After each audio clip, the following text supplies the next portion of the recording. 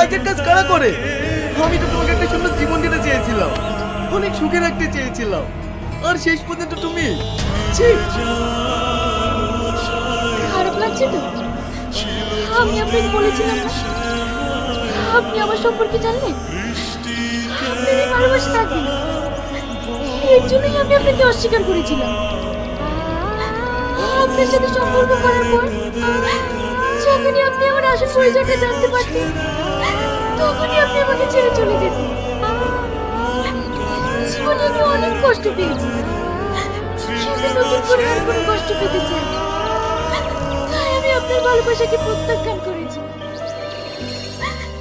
এখন আমি আপনার চোখে খারাপ, কিন্তু একটা কথা বল,